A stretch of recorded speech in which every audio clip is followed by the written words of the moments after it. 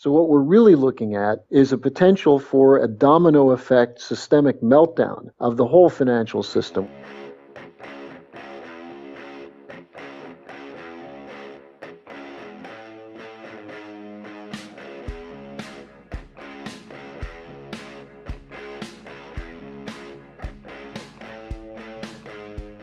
Hi, and welcome to the X22 Report Spotlight. Today we have a returning guest, Harley Schlanger. Harley is a historian, a national spokesman. He's been covering the financial industry since the 80s for LaRouchePAC, that's LaRouchePAC.com.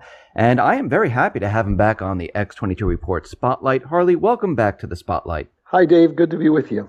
Hey, thanks for being on here again. And you're out there on ground zero, where Deutsche Bank is. I wanted to talk about Deutsche Bank and what's been going on out there. Can you give us a summary of what you've been hearing, what's been going on, and what to look out for? Sure. And people have to be very wary of the reports coming through the media on this because the focus is very much on the $14 billion fine that the Justice Department levied against Deutsche Bank on mortgage-backed security fraud. Now, the important thing is that, of course, they committed mortgage-backed security fraud. Who didn't of the big banks? This is a very large fine, but that's not why Deutsche Bank is in trouble. They're in trouble because they have a portfolio heavily loaded with derivatives that are opaque. No one has any real idea, the so-called level 3 derivatives. No one has any idea what's in them and what value they have. They're also holding large amounts of bad debt, sovereign debt, corporate debt. They have a tremendous exposure to the Italian banks. They're facing fraud suits in Moscow and Italy. 2 top Deutsche Bank people in Italy were arrested the other day. I mean, what we're seeing is Deutsche Bank is sort of a poster child for the post-2008 too big to fail banks. And lest people start saying, well, it's Germany, it's Europe, look at Wells Fargo. Look at the situation with Citibank and Bank of America, which are also carrying huge derivative debt and are very much integrated with Deutsche Bank. So what we're really looking at is a potential for a domino effect systemic meltdown of the whole financial system, which could be triggered by a very large fine, but that's unlikely. It's more likely that there will be a problem with derivatives, which will bring up the whole question that we faced in 2008 with Lehman Brothers, which is, can you trust the valuations that these banks have been advertising when they sell their paper? Why do you think at this point the DOJ, Department of Justice, decided to levy these fines going back to 2008? What was the whole purpose of this? Well, that's a very good question because, why did they wait till now is one question. Why did they wait till now with Deutsche Bank is another question, because Deutsche Bank has been clearly in violation on virtually every single fraudulent issue that's been under scrutiny since 2008. I think there's some game playing going on because remember, Volkswagen was just hit with a very large fine. I think there's a fear among some that Germany may break. And by break, I mean break from the euro, break from the sanctions regime against Russia.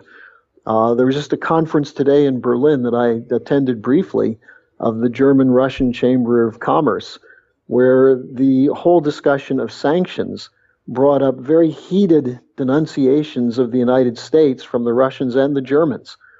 So the fear is that if Germany breaks, then all of Europe could break from the transatlantic financial system. We've already seen a section of the British banking system break from that with the Brexit. So I think there's a real fear that you've got to do whatever possible to keep them under the thumb of the global banks. Now, whether Deutsche Bank is going to break or be the straw that breaks the camel's back or not, I don't know, but it could be the downfall of Chancellor Merkel. And in a sense, that would be very good because Merkel has been an errand boy for the City of London and Wall Street, totally subservient to Obama. And Germany is in the midst of a number of different crises, not the least of which is the refugee crisis, which is largely a result of U.S. geopolitical screw-ups in the Middle East. Do you hear from maybe others out there that Germany wants to, they want to get rid of the sanctions against Russia and they want to resume trade with Russia because it's really hurting the economy? Do you hear anything about those type of talks out in Germany? Oh, absolutely. Absolutely. As I said, the German-Russian Chamber of Commerce, but also what's called the Mittelstand, the medium-sized, small and medium enterprises in Germany, which really are the core of the development of new technologies and productivity that drives the German economy, the job creation of the German economy. It's mostly these small and medium enterprises. They're cut off from credit because of the banking crisis, and they're cut off from markets, not just with Russia, but they'd like to do a lot more with China as well. I just attended a major international transportation conference in Berlin, and I was talking to a very significant German diesel engine producer. And I asked him what they think about China, and he said, well, right now we're thinking very well about China. They just bought a major stake in our company. So the future for Europe is toward the east. Now, that doesn't mean it would exclude alliances with the United States, but the direction the United States is going is not the direction that will be beneficial for Europe. And I think we're also seeing a rebellion against the TTIP, the free trade agreement between the United States and Europe. The French are rejecting it. There were 300,000 people in the streets of Germany about 3 weeks ago on a Saturday demonstrating against it. The whole Anglo-American financial model is unraveling. Now, you may know there's an International Monetary Fund, World Bank annual meeting going on in Washington right now, and the IMF correctly identified their policies of quantitative easing and austerity as being a disaster. So what's their solution? More quantitative easing and figuring out some way to get some of that extra money they're pumping into the system into the real economy. Now, how are they going to do that when the banks need every ounce of liquidity they can get to back up their bad debt? And so this is why people in Germany are looking for a way out. This is why there's talk now of an Italian exit, an Austrian exit, a French exit. We're seeing, and not just from the euro, but from the whole transatlantic banking system. From what you said right now, what it sounds like is that the United States government, the central bank, is putting pressure on Germany. They might be using this as a tactic to say, get back in line, or we will bring down Deutsche Bank and we'll bring down Germany and we'll destroy what you have right now. I mean, that's what it sounds like. Well, and there is an element of that. Now, the Germans are playing their own game. Kryan, the CEO of Deutsche Bank, is in Washington right now. And according to the German press, he's playing a chicken game with the U.S. He's basically saying, if you don't reduce the fine, then you could be tipping the domino that will bring down your banking system. But you see, I think this is where you see the level of incompetence of these bankers. They, on some level, believe what Lagarde, the IMF director, said in opening the meeting yesterday. Lagarde said that the U.S. has the situation under control. If Europe did more along the lines of the U.S., we could bring Europe under control. And the biggest threat to the financial system is the people who are rebelling against the trade agreements and rebelling against the EU. In other words, she's got it backwards. She's saying that people are rebelling and causing the crisis, as opposed to recognizing that the rebellion, which is universal. I mean, this is what the 2016 election campaign in the U.S. showed, the absolute hostility of most of the population toward the establishment. People know there's something wrong, but they don't know how to deal with it. And what you see among the bankers is the arrogant belief that they can still control things from the top and that they can use the fear of a banking crisis to force the politicians in line. And I think people should be afraid of this banking crisis. I mean, you could have pension funds wiped out on a much larger scale than 2008. And this is something that LaRouche has been emphasizing for the last years, that people who think their pensions are safe have obviously forgotten what happened to their 401k in the fall of 2008. William White, the former chief economist for the Bank for International Settlements, told a gathering the other day that if we don't wipe out some of this uncollectible debt and take it off the books of banks, then governments or the depositors in these banks are going to be held liable for the losses, which means your deposit under a bail-in provision could be seized. That's in the Dodd-Frank bill. That's in the EU single banking resolution mechanism. So there's a desperation there, but they think that they can still control the game from the top. And what they don't realize is that at a certain point, the Germans the Germans have reached a point where their hypocrisy in the way they dealt with Greece and other debtor nations is now coming back to haunt them. Mm. They said that there can't be any more bailouts. Well, what happens if the German government is asked to bail out Deutsche Bank because of its systemic importance for Germany? I mean, right now, I believe Merkel says there's no plans to bail out Deutsche Bank. We know there's the bail-in documents. Do you think they would head in that direction if things start to really break down, that they would try to bail in the bank? And if Deutsche Bank does go, how bad is this going to get? I mean, what type of chain reaction is this going to create? Well, right off the bat, Commerzbank, which is the number 2 bank in Germany, would probably go under. The Italian banking system, which is barely hanging on now, would be gone. It would be vaporized. BNP Paribas, Societe Generale in France, Royal Bank of Scotland, the leading British banks, they're all interconnected. JP Morgan Chase, Morgan Stanley, they're all interconnected. Now, Merkel, under pressure, in an interview said they're not going to bail out Deutsche Bank. But what's going on, and I have this from very top sources in Germany, is that the German government is working on a plan B and a plan C. And they need 2 plans, because if they do bail out the bank, and by bailout I mean a government bailout, they're going to have some kind of plan to deal with the Italian and the French situation.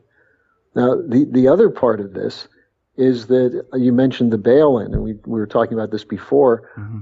Deutsche Bank would be foolish to start seizing deposits of its clients, which is what a bail-in is, and taking money from senior holders of their bonds and debt. Because if they did that, then nobody would trust Deutsche Bank. It would be the end of Deutsche Bank, and it would probably be the end of the banking system in Europe as we know it.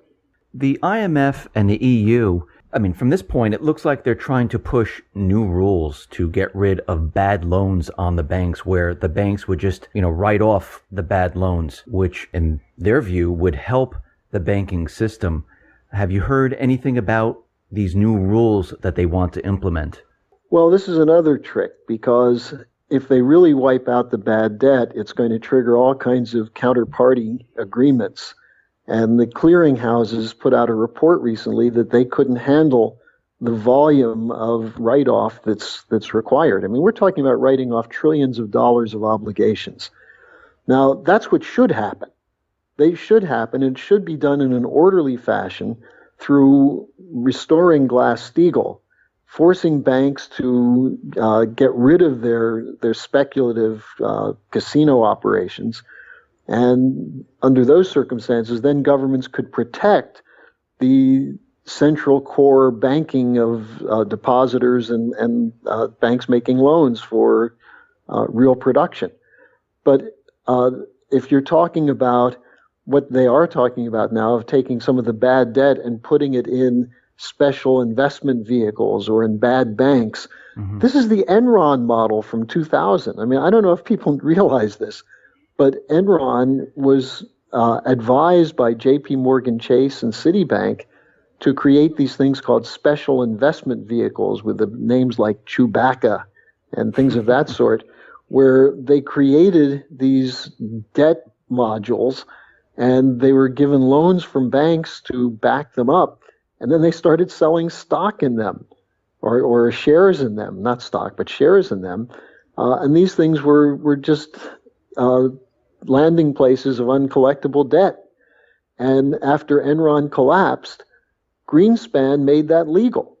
And that's part of the Commodities Futures Modernization Act that allowed companies that have no business in commodities creating derivative contracts, banks, I should say, creating derivative contracts on holdings of copper and silver and things of that sort. So the whole system went haywire, and it started long before 2008. And the starting point for a return to sound banking principles is going back with Glass-Steagall. So from your viewpoint, where is everything heading right now? What do you think the next step will be for the U.S. government, central bank, Germany, EU, IMF on this Deutsche Bank situation? Well, I think we're seeing what is best described as heteronomy, people looking out for their own interests first. And we see this with J.P. Morgan coming out saying, look, we're in pretty good shape compared to Deutsche Bank. Commerzbank just did an ad saying, well, there is a good Deutsche Bank, German bank, referring to themselves, playing off the competition with Deutsche Bank. But Commerzbank is blowing a lot of hot air. The problem is that there is no simple bank-by-bank solution because it's a systemic crisis. And it goes back to the destruction of classical economic thinking. And by classical, I don't mean Adam Smith and the Austrian school. I mean the Hamiltonian national banking conception, which said that governments should be vehicles of credit to those responsible banks that will loan them to responsible clients who will invest in something that will produce physical wealth. And this is something that we've gotten away from since essentially the death of John F. Kennedy. And we've increasingly moved into placing values on financial instruments that have nothing underlying them. And that this is why they say you have this opaqueness problem. Nobody knows what's in some of these derivatives. The over-the-counter derivatives have been thoroughly deregulated. And so the people who are writing them don't even know what's in them in some cases. And then to try to value them and count them in some way in the regulatory capital of a bank under Basel III or Basel IV agreements is absurd. And so you really have to break with this whole paradigm. And in the United States, that means virtually everything we've done since Nixon took the dollar off gold and ended the Bretton Woods fixed exchange rate. Now, that may seem radical, but I believe it was even Lord Rothschild who said we're engaged in the most radical banking experiment in world history. Now, someone like him recognizes that this is foolishness. Who knows where he's putting his money? But I think the important point, Dave, is that people who are looking at this thing and saying, well, is this an intended collapse? Is this part of the super plan of the bankers?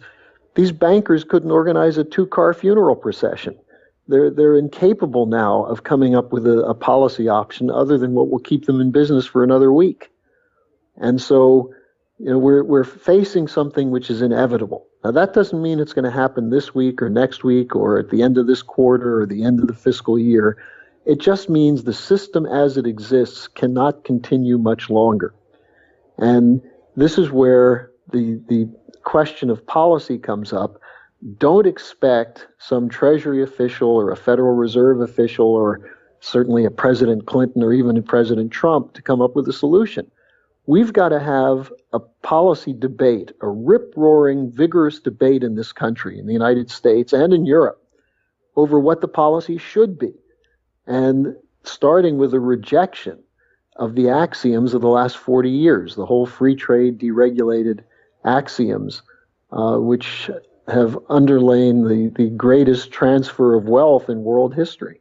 And this whole situation reminds me of 2008 with the subprime security. I know with the derivative market, it's much, much worse, but with the subprime, they didn't even know what was inside these securities. They didn't know, what was going on. They actually had no clue.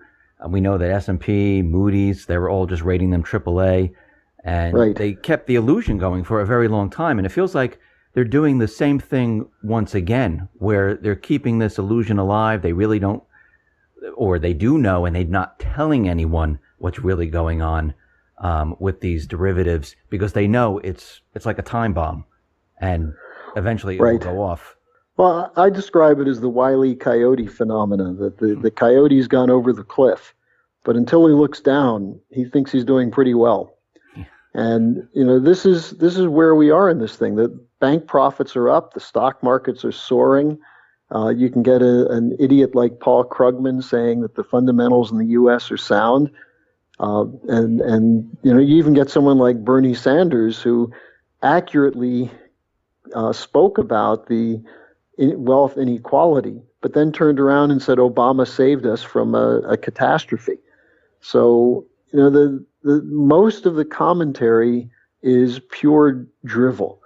And if you speak with serious people in finance, they're astounded that it's lasted this long. And I mentioned before William White.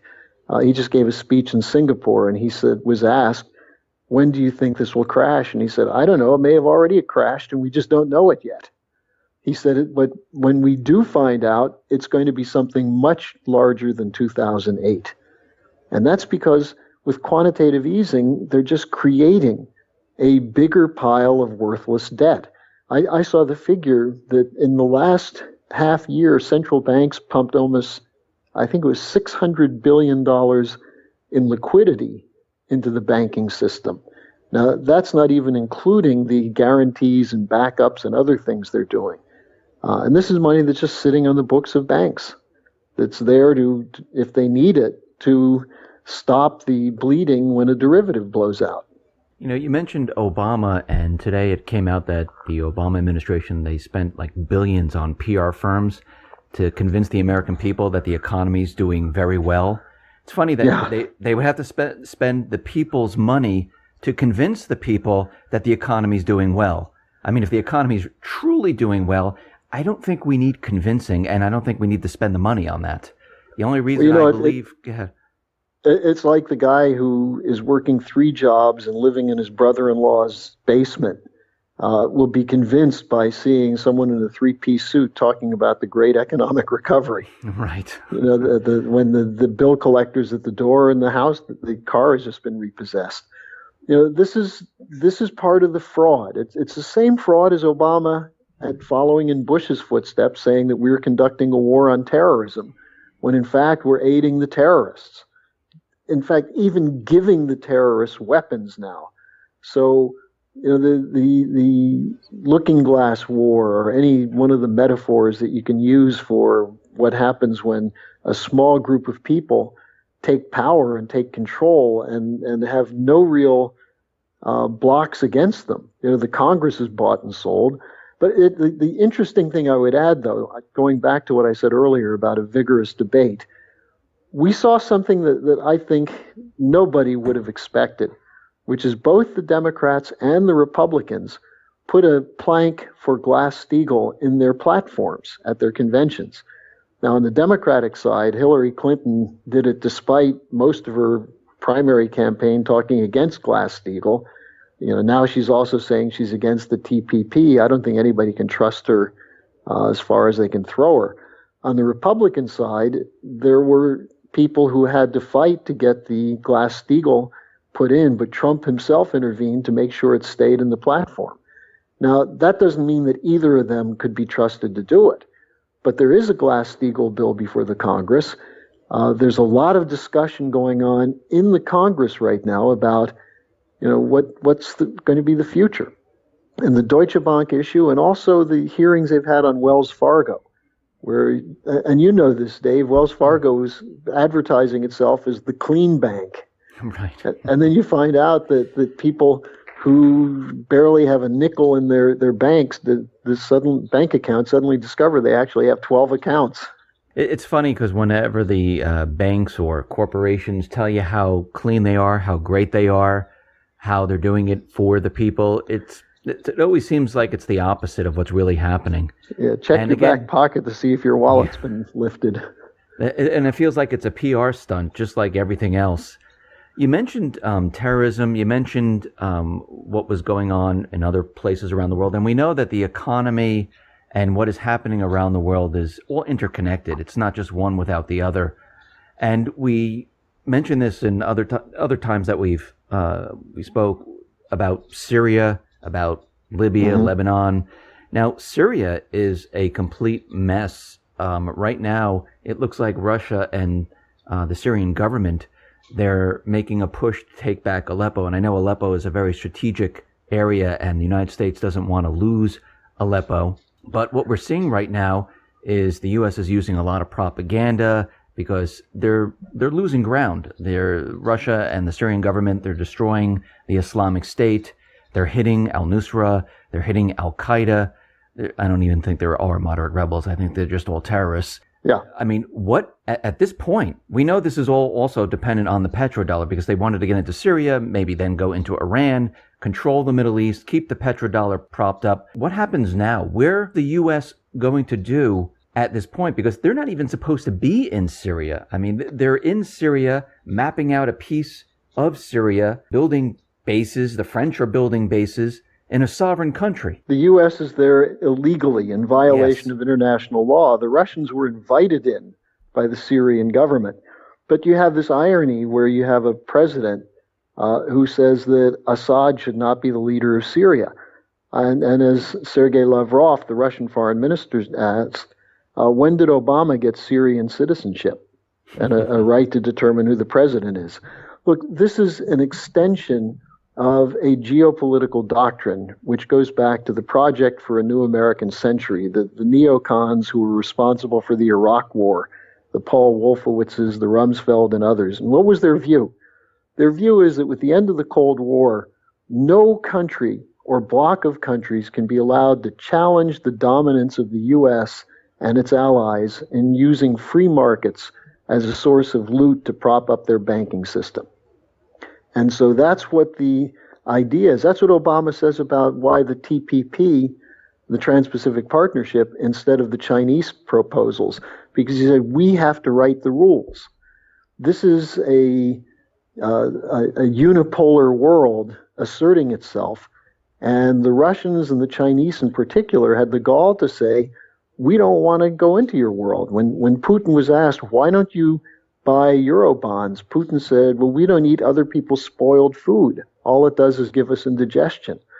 And even with the sanctions and everything else being done against Russia, the Russian economy is in relatively good shape. They have very little debt. They're starting to revive a machine tool sector and an industrial capability. The Chinese economy, you keep hearing the horror stories, and there are problems in China. Are they growing too fast? Well, I don't know. They've lifted 250 million people out of poverty in the last 12 years. They're building things. They're building new cities. They're building railroads and power plants in Africa. So this new paradigm that's coming into existence is a threat to the collapsing transatlantic system. That's why the United States is, and by the United States, I mean Obama and the main media and literally both parties, is so anti-Putin, because Putin won't play by the rules of a collapsing system. And much of the world now is turning against the United States. Obama was the odd man out at the G20 summit in China. Even the Philippine president called him a son of a bitch and said he's not going to meet with him. So, and the Philippine president said, if we want to talk to the Chinese, we'll talk to the Chinese. We don't need the United States to talk to them for us. So we're seeing an eclipse of American influence because of the failed policies economically, and then the military policies to try and cover up for the failed economic policies. And I can tell you this, the Russians and the Chinese are not going to back away. They saw what the U.S. did to pull off a coup in Brazil to get rid of Dilma Rousseff, but they're not going to drop the BRICS initiative. They're not going to drop the Asian Infrastructure Investment Bank. They're not going to drop the Shanghai Cooperation Organization. You've got much of the world moving in the direction of the Chinese and the Russians, of infrastructure, of science, of technology, of educating their youth. And in the United States, we're turning our country into a cesspool. So, I think the key challenge for Americans is not to succumb to pessimism, but to actually look at what the Russians and Chinese are doing is they're borrowing a page from our book. The space program in China is directly modeled on what JFK did with NASA. What the Russians and the Chinese are doing with rail goes back to what Lincoln did to unify our continent and build a continental power in the United States based on new technologies at the time, steam engine and steel.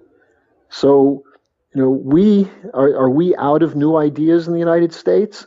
Or are our only new ideas how to make digital components smaller and smaller? Or can we recapture the spirit of NASA and the spirit of discovery and the frontier? And that's the challenge for us. And I think that what we're doing here in Europe is we're having a series of conferences where we're bringing people from all over the world to sit down in front of the Germans and the French and say to them, look, why don't you join us? Join us in this enterprise. Drop the policies of geopolitics of London and Wall Street. And let's join hands to defeat terrorism and to rebuild the Middle East, just as an example. So I think that's the fundamental challenge. And what Deutsche Bank brings up is just a perfect example of what happens when you allow the arrogance of speculators to take over and dominate the functions of governments. It's not that government is bad, it's that the bad people are controlling the government. So how far do you think these bad people in government, I mean, people call them neocons, how far do you think they will go? Do you think they will start war if they don't get their way? Well, they already have. I mean, what do you think Libya was? Libya was a destruction of a country that was actually succeeding and working with us in the war on terrorism. Look what we did to Iraq. Saddam Hussein was not a great man, but in Iraq you had women as presidents of universities. You had a Christian who was the vice president of the country, Tariq Aziz. Assad protected the minority communities. And we've attacked them. We've said they're not democratic. They don't go along with us. And what we've done is we've destroyed the institutions that were allowing those countries to improve and change. And look, we've been at war now for 15 years in Afghanistan. And look what we did in Ukraine, where we knocked out a democratically elected regime. The same neocons did that and used that as the basis for a war drive to put NATO forces on the border of Russia. So, you asked the question, would we go so far as to going to war? We already have. We're risking World War III right now with the discussions going on between the Pentagon and the Obama administration, with full support of Hillary Clinton, of establishing a no-fly zone in Syria. If the United States goes to do that, are we going to start shooting down Russian jets in order to defend al-Qaeda terrorists in Aleppo? One of the other proposals that came from the head of the Air Force, the U.S. Air Force, is why not just go in and bomb Syrian airplanes on the ground to knock out the Syrian Air Force? Well, under what international law are we doing that? Under what constitutional provision of the U.S. Constitution are we doing that? We're not doing it under any constitutional provision. It's a violation of international law and U.S. law. And so, yeah, they are doing that to protect a bankrupt financial system. And, Dave, I think, I've been doing this for a long time, and I think we're beginning to see more and more people realize that this is not abstract conspiracy theories. And in reality, it's real events controlled by real people doing some really evil things. And the only question is whether the good people, the people who don't agree with these things, will marshal the strength to stand up and say, no more. And I think we saw some of that in the presidential campaign. Not enough, and it wasn't clear enough. But we saw some of that. We're seeing it in Europe now. We're seeing Renzi, the Italian prime minister, who's starting to turn against the EU and say, look, we should be working with Russia and China. The prime minister of Portugal, it's a small country, but he went to China today and said, we look to China for the future. The Greeks are doing the same thing. Africa is turning to China. India, which Obama is courting like crazy, is saying at best they're going to remain neutral, but they're part of the BRICS. They're working with the Asian Infrastructure Investment Bank. So we're losing. And the only thing that we have now is the world's largest and most powerful military. But we're pushing countries to the brink of war, and I mean nuclear war. And so this is where what sometimes people can't make the connection between finance and war. You know, a lot of people say, well, war is a racket. I guess it was Smedley Butler who said that. And, right. you know, they see the financial connections, but they don't really see how completely insane the paradigm is that's being protected by these weapons and these machines of war.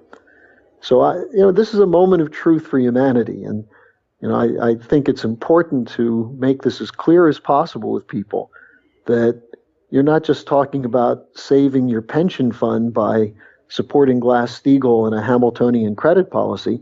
You're actually talking about preventing a financial and possibly nuclear Armageddon from taking place.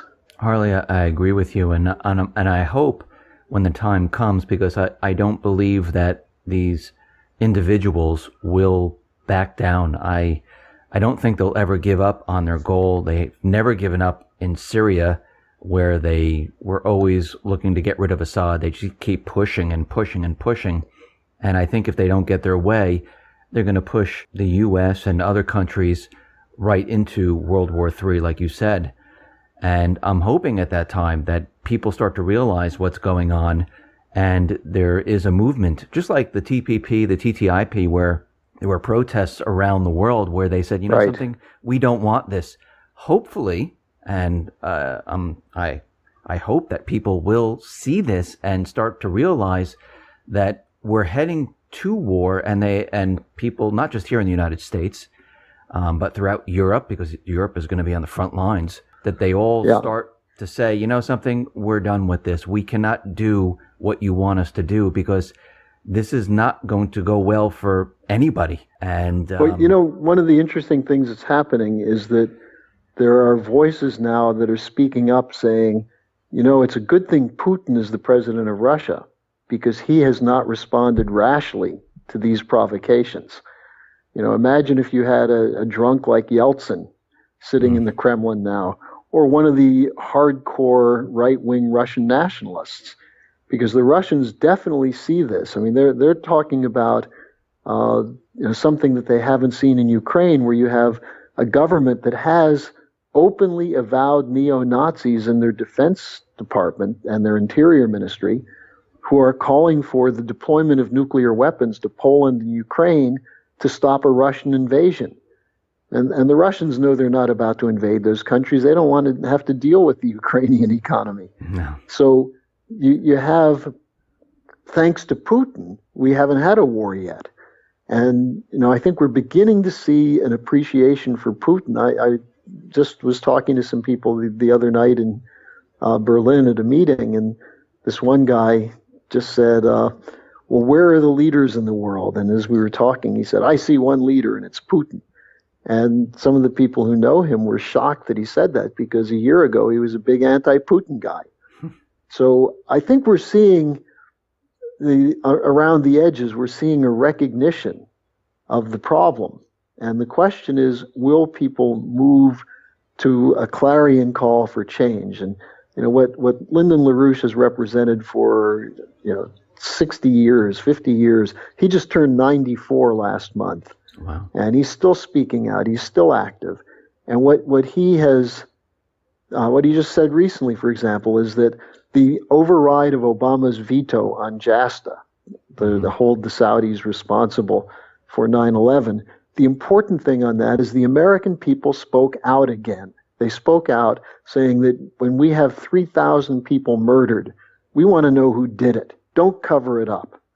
And we saw a similar vote, as you remember, in September 2008, when the Congress was stampeded initially to vote against the bailout. So right. If the American people realize the power they have, if they act, that we can force the Congress to turn against their pocketbooks and their monetary interests controlled by Wall Street. if we mobilize. And that's what we have to do. And I would urge your listeners, go to LaRouchePAC.com, study some of the articles we have there on the economy and on the new economic paradigm, because this is something that's real and it's something that's beckoning to us.